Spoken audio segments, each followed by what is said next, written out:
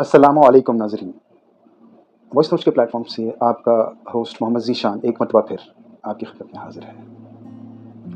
तो नाज़रीन, आज की इस वीडियो में मैं आपको एक कहानी सुनाना चाह रहा हूँ। बेसिकली ये कहानी कम और हकीकत इसमें ज़्यादा है, और ये बेसिकली एक ऐसा सच है जिसे बहुत से लोग जानते तो हैं लेकिन शायद बोलने से डरते हैं। ये कहानी है सिंध के एक छोटे से शहर डहरकी की। इस कहानी का मरकज़ी किरदार है एक 13 साला मासूम बच्ची जो अपने घर के आंगन में बैठकर रोटियां पका रही है, और साथ साथ उसे इंतज़ार है अपने बाप और भाई का। और उसकी आंखों में उम्मीद की एक चमक है, और ये चमक इसलिए है कि वो अपने घर वालों के लिए, अपने बाप और अपने भाई के लिए आज एक मज़ेदार सा खाना पकाएगी, और उसके बदले में उसे एक या तो प्यार भरी मुस्कुराहट मिल जाएगी, और या फिर वो सिर्फ एक दुआया जुमले की तलबगार थी। यानी वो उस दुआया जुमले की उम्मीद कर रही थी। ये बच्ची अपने बचपन में ही अपनी माँ की ममता से महरूम हो गई थी, और अब उसके दिन गुजरते थे चूल्हे, बर्तन और झाड़ू में। बस उसके पास एक छोटा सा रेडियो था जो उसकी खुशी थी और उसका सुकून था। मगर उस दिन कुछ और ही होना था। अचानक धमाके से दरवाज़ा खुला और उसके अपने बाप और भाई शदीद गुस्से के आलम में हाथों में कुल्हाड़ियाँ पकड़े दरवाजे से दाखिल हुए। उनकी आंखों से दहशत टपक रही थी। फिर उनमें से एक ने कुल्हाड़ी का वार किया और उसका बाजू उसके बदन से कटकर दूर जा गिरा, और फिर कुल्हाड़ी का दूसरा वार उसके सर पर हुआ, और वो जो थोड़ी देर पहले वहीं बैठी मुस्कुरा रही थी, अब उसके जिस्म से गरम गरम खून उबल रहा था। वो फर्श पर पड़ी थी और उसके गरम खून ने उस हंडिया को ठंडा कर दिया था जो उसने अभी अभी अपने घर वालों के लिए बनाई थी। कुछ ही लम्हों बाद चंद और लोग घर में दाखिल हुए। उनमें से एक ने मोबाइल पर न जाने किसे कॉल मिलाई और बस इतना कहा कि साईं, काम हो गया है। फिर उस बच्ची की लाश को एक चादर में लपेट दिया गया, गुस्ल तक नहीं दिया गया, और फिर एक सुनसान कब्रिस्तान में चांदनी रात में एक गड्ढे में उसे ऐसे ही फेंक कर ऊपर से मट्टी डाल दी गई।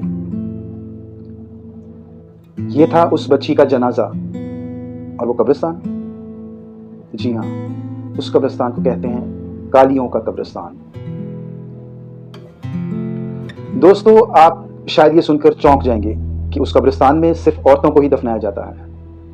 ऐसी औरतें जिन्हें कारोकारी के इल्ज़ाम में वहाँ दफन किया जाता है, उन्हें पहले मारा जाता है और फिर वहीं पर बग़ैर जनाजे, बग़ैर कफन और बग़ैर कोई हक अदा किए उन्हें वहाँ एक गड्ढा खोद कर फेंक आता है। ये वही सिंध है जिसे सूफियों की सरजमीन कहा जाता है, लेकिन उसी सिंध में औरत की इज्जत को मट्टी में मिला दिया जाता है। इस कब्रिस्तान में कोई दुआ नहीं पड़ी जाती, कोई फूल नहीं चढ़ाए जाते, और ना ही यहाँ कोई आंसू बहा सकता है। किसी को आंसू बहाने की इजाज़त भी नहीं है।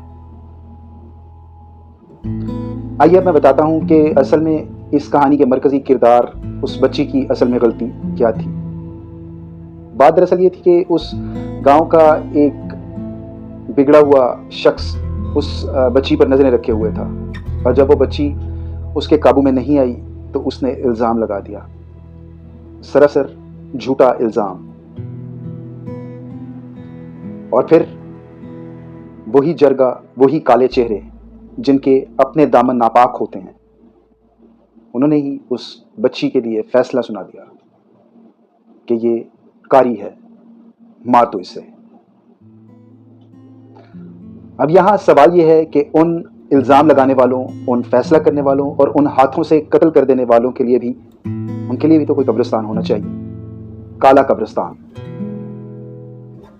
स्याह कब्रों वाला कब्रिस्तान, जहां उनको भी बगैर जनाजे और बगैर दुआ के दफनाया जा सके, ताकि ये पता चल सके कि असल में काला कौन है। दोस्तों, ये सिर्फ एक कहानी नहीं बल्कि एक आईना है। हमें मिलकर सोचना होगा, इसके खिलाफ बोलना होगा, इसके खिलाफ आवाज उठानी होगी, वरना कल को कालियों का यही कब्रिस्तान हमारी खामोशी का नोहा बनकर रह जाएगा। अल्लाह पाक हम सबको अदल عقل اور ہمدردی کی روشنی سے نوازے۔ وائس نوٹس کے پلیٹ فارم سے محمد ذیشان کو اجازت دیجیے۔ Thank you.